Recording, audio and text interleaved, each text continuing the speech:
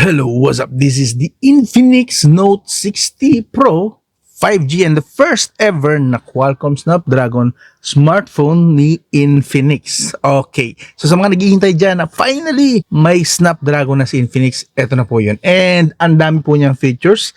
Matutuwa po talaga kayo. Nakikita niyo yan, yung gumagalaw na yan na screen na para kang may pet. Yes, mamaya papakita ko sa inyo kung paano gamitin yan. And yes, interactive din po yan. Alright, now, bago tayo mag-start, pakita ko muna sa inyo ang unboxing para malaman nyo kung anong kasama sa box kapag binili nyo ito, okay? Bagong labas na phone, gusto mong malaman specs, features, presyo, di ka malilito riyan. Sa bawat review, malinaw at totoo. Tech simplified, di ka na maguguluhan bro. Basta smartphone, kami ang bahala. Kahit budget o flagship, lahat may tala. Alright, now, eto na po ngayon siya. Siyempre, bago tayo mag-start sa detalyadong review, eto muna ang kanyang specs. This is currently running on Android 16 XOS 16 po yan. Yes, this has Qualcomm Snapdragon 7S Gen 4. That's 4 nanometer up to 2.7 GHz na clock speed. So, may kalakasan din kahit paano ang kanyang CPU. And then the GPU, Adreno 810 GPU up to 900 MHz naman na clock speed. Solid, di ba? This variant has 12GB RAM and 256GB UFS 2.2 na storage, and available din po ang 8GB 256GB na storage, which is mas mura po yun of course. Mamaya sabihin ko sa inyo or lagay ko na lang sa dulo yung price tag niya. Alright? Now, pause nyo na lang yung video kung gusto nyo pang basahin at ako'y tutuloy na sa detalyadong review. Let's go! As for the design, kitang-kita nyo naman, premium looking. Sa taas, nandito po yung ating dalawang antenna lines po yan with a dedicated speaker dito sa taas and tuned by JBL na branding. Andyan din po ang infrared at ang noise cancellation microphone. Okay? Dito sa kaliwa, meron po tayong tatlong antenna lines again. This is a customizable button po. Yes, papakita ko sa inyo mamaya ng konti paano gamitin yan. Actually, very useful po itong isang to. And then sa baba naman, nandito po yung kanyang main speaker, dalawang antenna lines again, USB 2.0 with OTG support, main microphone of course, and this SIM tray slot. Okay? Supported po ng SIM tray slot na yan ng dalawang SIM card, non-expandable storage. Okay? Malinaw. And right here, meron tayo ditong volume rocker, dalawang antenna lines, yung mismong power button, yes, and we have here a mysterious, feature. So yun, alam ko na pala yung purpose nitong isang to.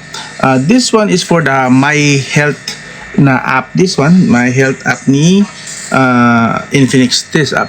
Yes. So kapag pumasok tayo dyan, magagamit natin ito para i-monitor ang ating heart rate, stress, at saka blood oxygen. So as you can see, meron dito. So what we can do, kung gusto natin i-check ang ating heart rate, blood oxygen, and stress, just choose measure with phone and then start measuring. Dampi lang dito ang i-DDN. Okay, dampi lang and then wait for 30 seconds bago makita nyo yung actual results ng inyong heart rate, blood oxygen, and stress. And pagka natapos na po yan, lalabas supposedly yung result ng ating vitals like the black. Yeah. Tara po. So we have the heart rate 99 which is normal, blood oxygen 97, heart rate 27, and stress 69. Okay? So again, you can choose to either measure again or finish. So yeah. And then of course, sa likod, andito po yung ating dalawang camera and the halo light. Yes, halo light po yan. Pakita ko lang sa inyo saglit para malaman nyo na gumagana talaga yan. Yun! So you can activate that for notifications, for calls, for whatever apps na pwede nyo i-connect. Nasa sa inyo po yan. And also, of course, itong Matrix Mini Play. Ayan, nakikita nyo ba yan? Tumatakbong pusa na yan at may orasan. Of course, you can set this up kung anong gusto mo ipakita niya. But for me, ito yung mga nailagay ko lang na mahilig ako sa pusa. So, as you may have known naman siguro na. So, this is customizable ha. Let me show you. Okay? Okay, ito muna, games. So, games po, yan, nakikita nyo. Pwede po kayo kasi maglaro ng games. Itong dot dash yan, yung parang tumatakbo lang. Jump lang. Parang yung sa Google na dinosaur run. Kapag walang internet ng Google Chrome natin. Yun, parang ganon. And then this one, the Star Blast is para siyang sinuunang Space Impact. So, gumagamit po ito ng gyroscope. Then you can shoot yung mga paparating ng mga, aliens maybe or enemies. Yeah, you can shoot that. Napaka-responsive po ng gyroscope nito. So, napakaganda po na integration ng game na to sa gyroscope and dito sa display na to. Okay? Very nice. And of course, kung gagamitin nyo naman to for the clock, okay, kunwari, gagamitin siya. So, gusto nyong checkin ng oras nang hindi sinisilip yung screen ng phone, you can just shake the phone para lumabas yung oras. Yun! So, makikita nyo na. Yun na naman kung ayaw nyo lang magpa-istorbo o ayaw nyo ipakita yung screen na inyong smartphone. Okay? So, ayan po. And other customization, punta naman kayo sa Matrix Studio. Okay? Punta lang kayo rito sa NPC po, and actually you can do more customization here. Let me show you. See that? Feeling good. Kahit ano isulat nyo. Ako nilagay ko yung Rain Manguera, yung Kotma, nilagay ko rin dito. Nasa inyo yan. Kung anong trip nyo, pwede nyo pong i-customize at yun ang ipapalabas o ipapakita dito sa Matrix display na to. The good thing about this is hindi siya halata actually. Pag patay yung Matrix display na yan, pansinin nyo, kapag wala yung mga dumadaang graphics na yan, parang wala lang siya. Isipin mo, walang display dyan. So, napakaganda ng pagkaka-implement dito ni Infinix sa feature na ito. While, yes, medyo childish siya actually, pero that's my initial impression din eh. Akala ko childish lang. But turns out, I found myself na medyo nilalaro-laro ko rin yung mga games dito dyan sa Dot Matrix. Kasi, like kunwari, may inihintay lang ako saglit sa labas. And ayokong mag-open ng games kasi baka malobat ako or something. What I can do instead is maglaro na lang ng games gamit itong Matrix display na to. Nice! Okay na okay lang. And pag dumating na hinihintay ko, I can just put my phone down anytime or lagay na lang ulit sa bulsa. This is the better implementation ng Infinix kaysa doon sa similar na feature na merong ganito. This is good. This is nice. Okay? Good job dito kay Infinix para dito sa part na to. Alright? And of course, gaya na sabi ko, itong one-tap button naman, okay, papakita ko sa inyo saglit. The one-tap button naman is actually very useful din kung gusto mo na shortcut siya. Long press lang siya, gagamitin mo. Currently, nilagay ko siya sa open camera. By default, that's mute ang nakalagay dyan. So, pag pinindot mo yan, mag-mute yung smartphone mo. But for me, I prefer na yung camera ang gamitin dyan. So, pag naka-off on screen, I can just long press here. Nagmamadali ako, biglang makakapag-chat na agad ako ng camera. Magagamit ko agad ng camera. Like, may nangyari kakaiba, biglaan. I can just long press. Again, long press ko lang yung itong one-touch button.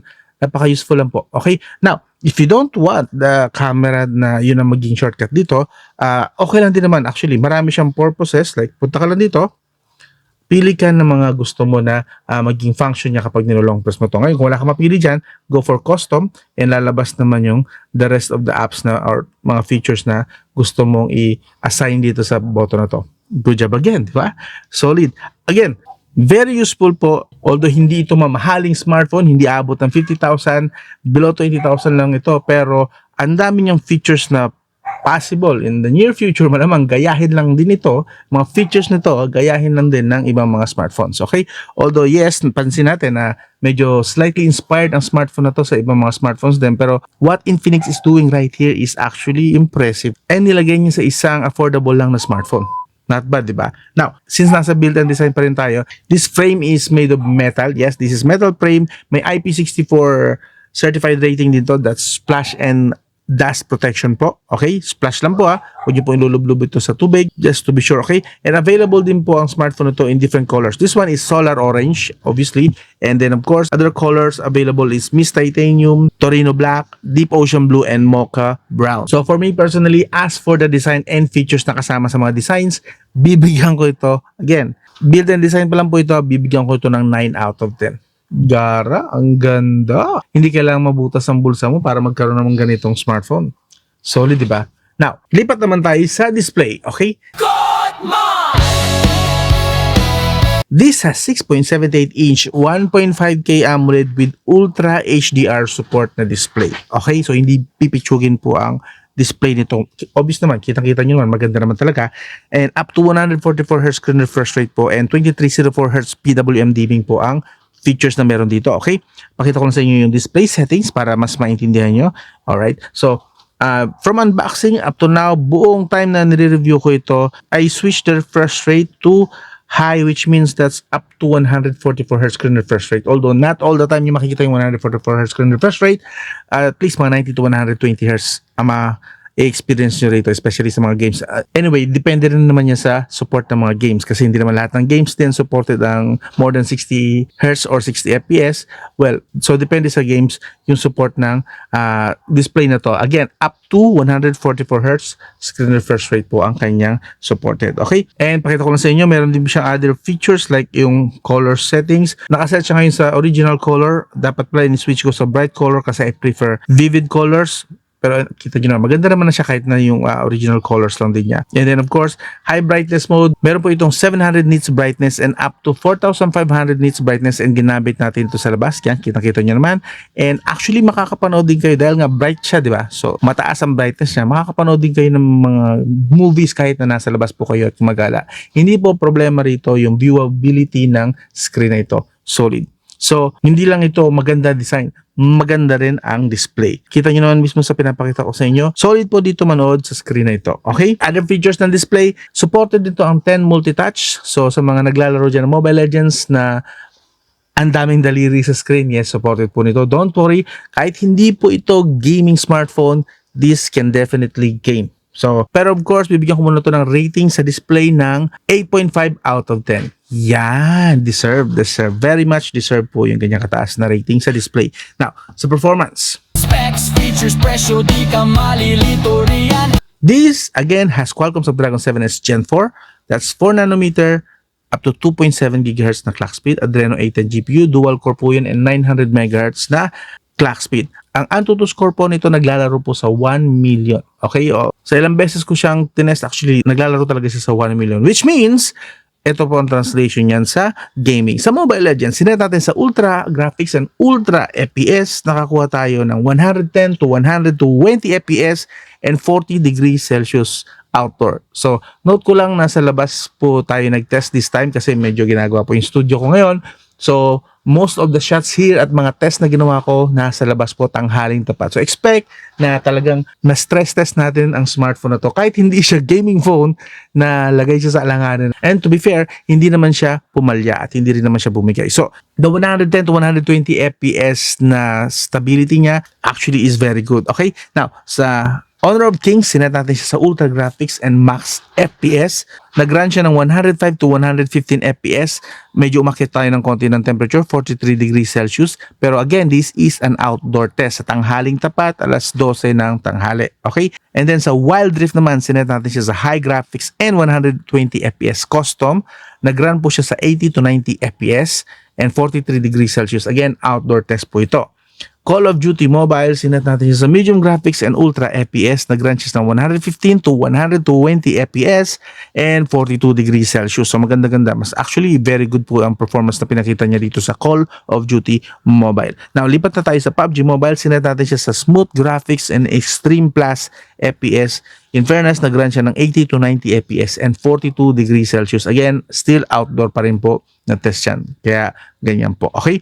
Now, kahit hindi po ito gaming phone, don't worry, meron po siyang XBoost AI sa gaming mode po niya. Ayan, makikita nyo. So, every time na nag-open kayo ng games, pwede nyo po siyang i-access, which pwede nyo i-access yung mga features like bypass charging, so on and so forth. Okay? So, i-access nyo lang yan, swipe nyo lang sa kaliwa, then you can improve your gaming experience na using this XBoost AI features. Okay? Now, sa performance, ibabangga ko lang sa magiging presyo niya ang performance nito. Bibigyan ko siya ng 8 out of 10 sa performance. Alright? Now, lipat na tayo sa battery. Okay.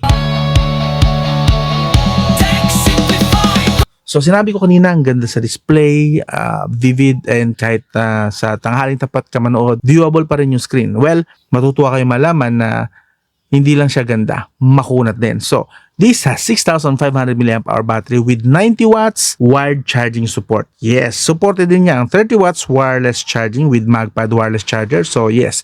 Well, anyway, of course, yung MagPad po pala na wireless charger, kasama na rin po yan sa bibilhin nyo. Kasama yun sa in-unbox natin. And nice po siya. Supported po ng kasamang case din. And you can wirelessly charge your smartphone here using that MagPad. And yung wireless charging support po nito, hindi lang pang MagPad ha. Kung meron po kayong other wireless charging dyan, like power bank, so on and so forth, gumagana pa rin naman po. So, hindi naman po mahigpit si Infinix. Pwede nyo pong gamitin ng wireless charging support nito kahit hindi MagPad ang gamit nyo. So, okay? Very good kay Infinix sa part na yun. Hindi siya madamot kung, at least kung kung magka-problema or nawala mo yung magpad, pwede mo pa rin magamit ang wireless charging niya. Just use a quality wireless charging na accessory. Okay? Now, yung 6,500 mAh na battery, gaano naman yung kakunat? Well, eto na nga. Sa half brightness, half volume with internet, yes, that's 18 hours, 47 minutes. Gamit na gamit, walang patayan, hindi po kasama dyan ang gaming, social media, so on and so forth lang yan. Walang patayan, umabot po siya ng 18 hours, 47 minutes. Again, that's half brightness, half volume with internet na naka-on. Okay? Now, sa full brightness naman, 11 hours and 9 minutes. So, kung gagamitin nyo ito ng tanghaling tapat, maliwanag, full brightness, full volume with internet, don't worry, hindi pa rin kayo mabibigo. Maghapon nyo pa rin siya magamit continuously, okay? Again, hindi po included dyan ang gaming. Of course, ibang result kapag ka-gaming na ang test sa battery endurance. Again, these are just light tasks, social media, so on and so forth, okay? So, mga random na mga tasks na basta walang patayan, hindi ino-off ang screen niya, yan po ang nakuha niya, 11 hours and 9 minutes, which means very good. Remind ko lang kayo, nabanggit ko na ito kanina, this has bypass charging support. Solid! Ito pa, may bagong technology ngayon si Infinix. Sabi ni Infinix to, si Infinix ang nag-claim nito na meron itong bagong technology which is a self-healing feature. Which means after 6 years pa, posibleng bumaba to 80% ang battery capacity nito. Okay? Of course, i-exempt natin dyan yung mga battery abuses like binababad nyo sa may init na lugar to, iniiwan nyo na naka-charge magdamag, so on and so forth. I-minus nyo lang yon. Kapag regular use lang, pwede po ito mag-last ng up to 6 years na 20% lang or below pa nga, baka mas mababa pa sa 20% ang nabawas sa battery health. Okay, again, that's what Infinix says. Malalaman pa natin kung totoo yan after pa ng 6 years. Okay, for now, I'd say good job kay Infinix. At least may karoon siya mga bagong features. Very innovative. And then, of course, pakita ko lang din pala sa inyo, no, kung baka hindi ko nabanggit, dun sa bypass charging, meron siyang, usually kasi, di ba, ang bypass charging is for gaming lang. Ang bypass charging po ni Infinix, pwede po siyang i-activate. Pakita ko na lang sa inyo sa screen. Pwede po siyang i-activate, hindi lang for gaming, pwede po siyang all time. Okay, that means, like kunwari, tuluyan ang bumigay yung battery. Okay, scenario lang to, what if lang, after 6 years, tuluyan ang bumigay yung battery, hindi nyo na siya magamit na maayos. Now, activate nyo yung bypass charging all the time, and isaksak nyo siya permanently sa isang power bank or sa isang saksakan. Hindi niya na kailangan na dumaan pa sa battery kasi. So again, supported niya ang bypass charging all the time. So that's actually very nice na feature. In case lang, for emergency cases lang na pwede mong gamitin yon, well, available na po yon. So hindi lang gaming, again, pwede rin all the time naka-on ang bypass charging. Basta may nakasaksak siya. So like kunwari, testing na to. Testing to. Okay? So ma-activate lang kasi siya yan. Mawawala yung gray out niya kapag kami nakasaksak na. So yun. See that? Dahil all scenarios parang tao dyan. Right. So, very nice, diba? Meron siyang effective battery level. Pwede kang bumili ng threshold. Nasa sayo po yan. Again, available po ito sa battery settings lang ni Infinix Note 60 Pro. Okay? Now, for the battery rating, bibigyan ko ito ng 8.5 out of 10 para sa ganong kadaming bagong features sa battery department nitong Infinix Note 60 Pro na ito. Good job again. Now, lipat naman tayo sa camera. Okay, this has 50 megapixel main camera with OIS, f1.6 po yan na aperture, and then the other one is an ultra-wide 8 megapixel f2.2 aperture. Okay? Now, yung mga shots nito actually very nice. I found myself actually na mas ginagamit ko ito nung naggala kami kasi maganda yung kulay rito and actually very nice yung dynamic range niya. And the white balance, although may mga random hit and miss, pero actually very nice yung kanyang mga shots. Pakita ko, ayan, tingnan nyo na lang yan. At tingnan nyo na lang ang mga samples, di ba? Nice. Ganda. Social media ready na po yan. Pwede nyo na po agad na i-upload after ng picture. No need to edit. Solid na po yan. Which is, I like the most kasi napakatamad ko talaga. Hanggat maaari, ayoko nag-i-edit. And the shots from the Infinix Note 60 Pro, good job. Okay? And of course, sa video recording, supported po niya ang OIS. So, ito po yung mga samples. Makikita nyo naman, stabilized naman siya. Although, yes, not super stabilized. Pero pwede na po yan. Good na yan for, again, social media and for personal vlog lang. Okay?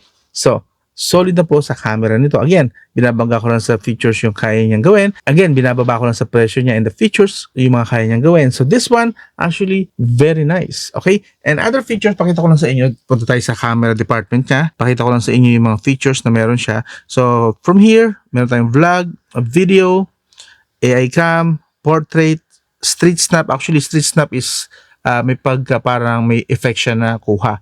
So, pakita ko sa inyo yan, sample sa gunting yan. Ganyan, parang although not my type na mga shots, pero sa mga gusto ng mga medyo warm ang tone ng shots, medyo templado, available siya sa Street Snap, okay? And of course, the night shots, nakita nyo naman kanina. And meron tayong dual video rito. Of course, kung saan pwede mong gamitin yung front camera, hindi ko na ipapakita yung sarili ko dyan. Kung saan pwede nyo ipakita yung front camera and rear camera, best to sa mga travel vlogs para pwede kayo magsalita sa camera, nakikita kayo, while pinapakita nyo yung mga lugar na pinupuntahan nyo. Very good po itong dual video na feature na ito. Again, tinatakpan ko lang siya kasi medyo magulo pa yung background ko, okay? So, sa more naman, okay, other features, meron po siyang slow motion, in case lang na hinahanap nyo, time-lapse, AIGC portrait, SkyShot, Pro Mode, panorama, super macro documents, yes, just in case kailangan nyo ng camera for documents, yes, available po yan. And what else? And Ultra HD na feature, okay? Again, available po yan sa camera app ni Infinix. Alright.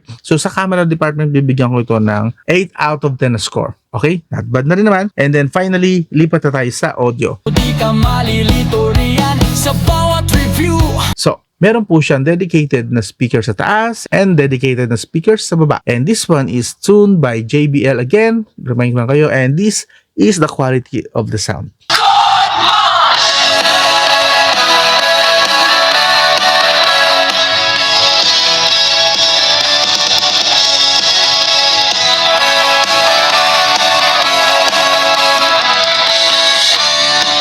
Bagong labas na phone, gusto mong malaman specs, features, presyo, di ka malilito riyan sa bawat review.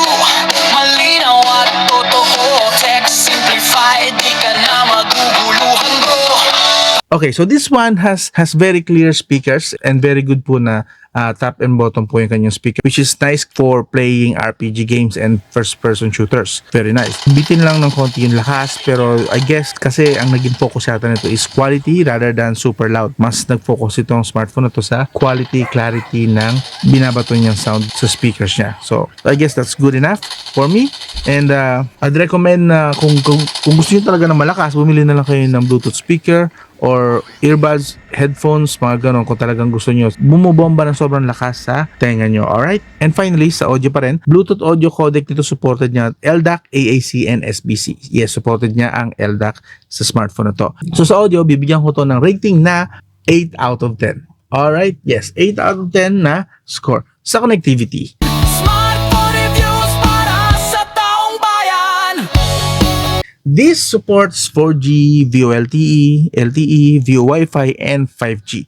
And note ko lang na meron siya actually sa settings na ikakatuwa ng iba siguro sa inyo.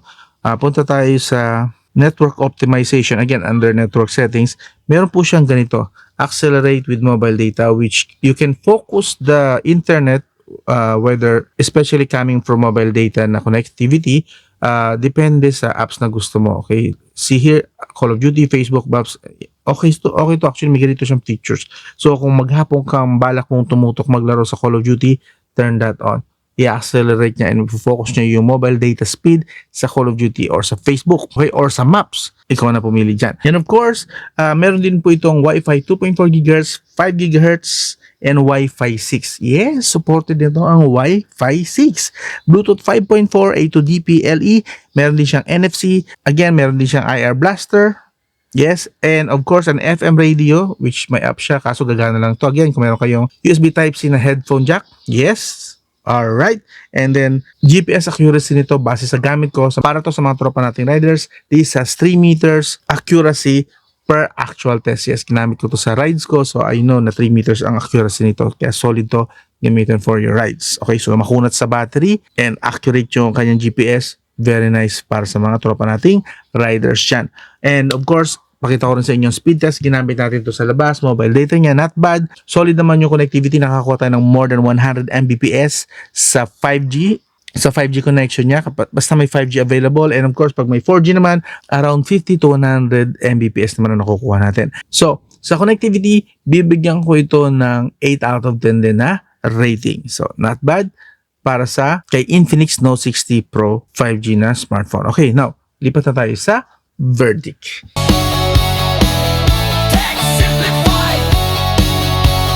Again, this is not marketed as a gaming phone. But this one has a lot of features na pwede nyong gamitin. Matutuwa nyo, ikakatuwa nyo. Actually, very good ito sa mga kikay dyan and even sa mga tropa natin ng mga lalaki dyan na mga casual users lang din naman at hindi naman naghaharap ng pang-gaming talaga ng smartphones. Yung maraming features na alam mo, again, kung pakikinabangan mo yung mga features na pinakita ko, this is for you. Kung hindi ka hardcore gamer, this is for you. Hindi na rin papatalo ang Qualcomm 7S Gen 4. Okay? And with this good-looking na design, screen, may ganyan pang features, mukha pang mansana sa malayo, di ba? Pandaya din naman. Well, what can I say? 8 out of 10 itong smartphone na to para sa akin. Okay? Very good Infinix para dito. And I hope hindi itong last na Qualcomm Snapdragon na smartphone nyo ha. Tuloy-tuloy nyo to kasi solid to, maganda. Okay to. Yes. Kung interesado naman kayo, ang magiging price po niya is eto. Yan. Okay? And abangan nyo, magkakaroon syempre ito ng launch price which is mas mababa, discounted price. Abangan nyo na lang. Iwan ko siguro sa link sa video description yung magiging possible na launch price niya if hindi ko man mailagay dito. Okay? If ever man na alam ko na, ilalagay ko na lang dito. Understood? Again, if wala rito, bipin ko sa comment section. Or better yet, click nyo tong floating tag ng Shopee and Lazada rito. Yan, nagpo-float na yan. Kung hindi nyo nakikita, touch nyo muna yung screen and then makikita nyo na may nagpo-float dito na Shopee and Lazada na tag. So touch nyo yan and then yan, makapili na kayo. Legit po yan ng mga stores and links. So hindi po kayo may scam dyan. So yun. By the way, add ko nga pala to. Magiging available nga rin pala ito kasabay ng Infinix Note 60 Pro, this Infinix X-Watch N5 Pro. Okay? This one, pwede nyo siyang ma-avail at a discounted price once na nag-avail kayo ng Infinix Note 60 Pro. Okay? So kung interesado kayo rito, unbox natin saglit. Mabilis lang. Hup, hup, hup, hup, hup. Yun. Okay, so this is the watch.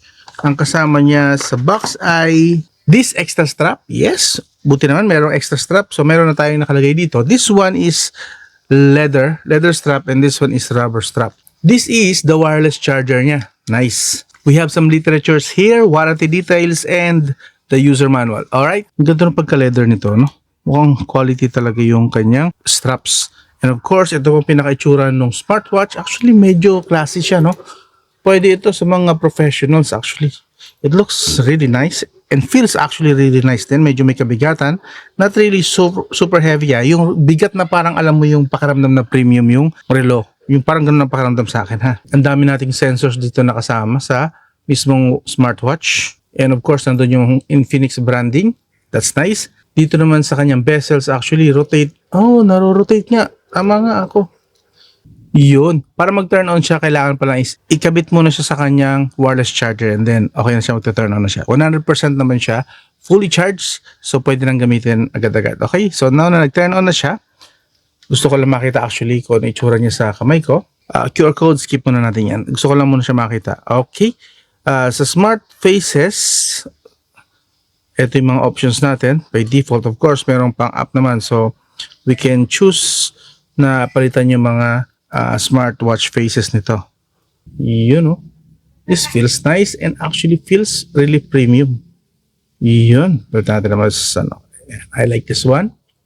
And of course, pag nag-swipe tayo, ito yung mga features niya. But again, kung interesado kayo rito, available na ito sa Infinix official outlets. Most likely sa mga online shops nila like TikTok, Shopee, and Lazada. But iwan ko na lang yung details nito sa video description if you are interested. Again, pwede nyo siyang mabili in a discounted price kapag ka nag-avail kayo ng Infinix Note 60 Pro. Okay? Balik na tayo ngayon sa detalyadong review. Okay? So again, this is the Infinix Note 60 Pro. And ikaw, boss, sa tingin mo, sulit ba ito sa'yo? Pag-usapan natin sa comment section. Alright? This is Rain Manguera and this is the detalyadong review.